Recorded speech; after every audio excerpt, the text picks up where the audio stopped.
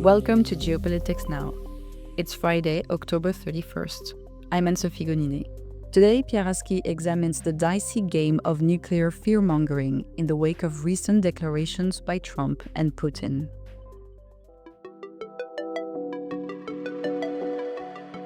The most watched film on Netflix right now is Catherine Bigelow's House of Dynamite, which depicts the tense moments before a nuclear attack on American soil.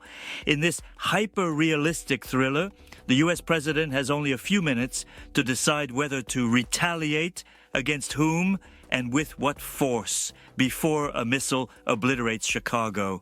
The nuclear question has long been a feature of fascination in cinema.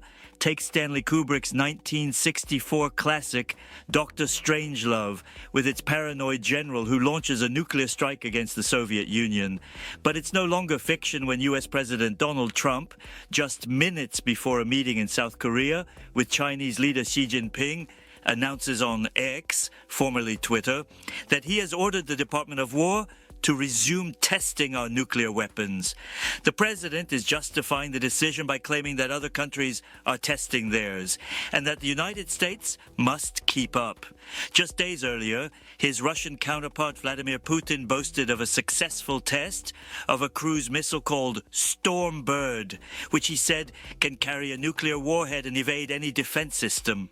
The following day, he promoted Poseidon, a nuclear-capable underwater drone. Why are they making all these announcements? Since his invasion of Ukraine in February 2022, Putin has repeatedly brandished the nuclear threat to remind the West that this is no ordinary conflict.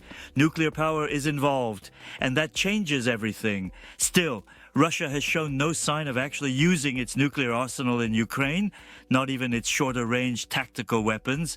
Doing so would mark the first nuclear strike since the United States bombed Hiroshima and Nagasaki in 1945. That hasn't stopped the nuclear rivalry from heating up again, not only between the US and Russia, which still have the world's largest arsenals, but also with a China that is rapidly expanding its stockpile of ready-to-use warheads. Trump is now inserting himself into this new arms race, though it's unclear exactly what he means. What does testing our nuclear weapons actually refer to? If he's talking about live nuclear explosions, the US hasn't conducted one since 1992. And since 1997, an international treaty has banned all nuclear testing. Only North Korea has carried out 6 tests since then, drawing widespread condemnation. Neither Russia nor China has done so, which makes Trump's statement ambiguous, unless he's referring to testing delivery systems for nuclear warheads, as Moscow recently did, and as the US has done in the past.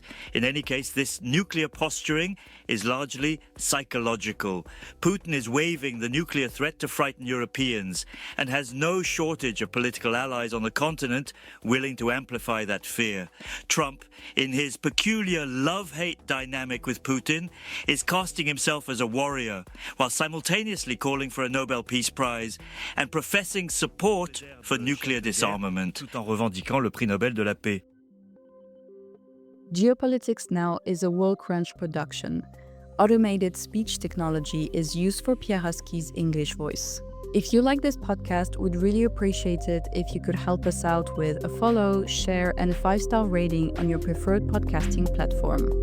For more of the best of the international press delivered exclusively in English, visit us at worldcrunch.com.